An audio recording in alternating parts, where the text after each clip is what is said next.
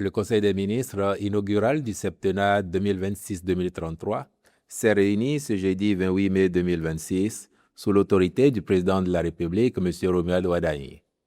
À cette occasion, le chef de l'État a félicité les membres du gouvernement nommés pour servir notre pays à ses côtés, non sans leur préciser que le choix porté sur eux ne doit pas être perçu comme un privilège personnel, encore moins la rétribution d'un engagement politique quelconque, mais plutôt comme l'expression d'une confiance de la nation qui oblige à se mettre résolument au service de tout le Bénin. Faisant ensuite un exposé des principes fondamentaux et grandes orientations de la conduite de l'action gouvernementale sous son magistère,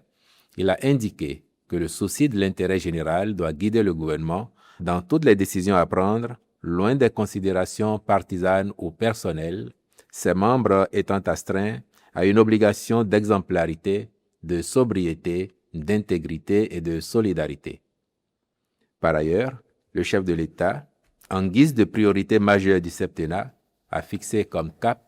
l'éradication de l'extrême pauvreté et la réduction sensible de la pauvreté, qui passeront notamment par une régionalisation plus significative du développement afin qu'à terme, les écarts entre les communes se soient substantiellement réduits.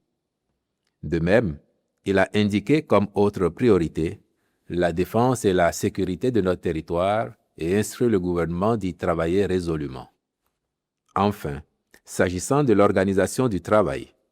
le président de la République a expliqué que le Conseil des ministres se réunira désormais en session ordinaire selon une périodicité mensuelle, soit tous les premiers mercredis du mois, ce qui n'exclut pas des sessions extraordinaires en cas de besoin. Dans cette logique, le comité interministériel se tiendra de façon bimensuelle, soit les premiers et troisièmes lundis du mois.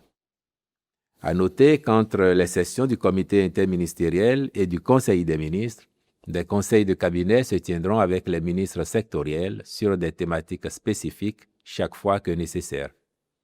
Enfin, le chef de l'État a exhorté les membres du gouvernement à se mettre résolument à l'œuvre, avec la conviction que par le travail de qualité qui sera mené, notre pays progressera davantage et que les conditions de vie des populations s'en trouveront de plus en plus améliorées. Je vous remercie.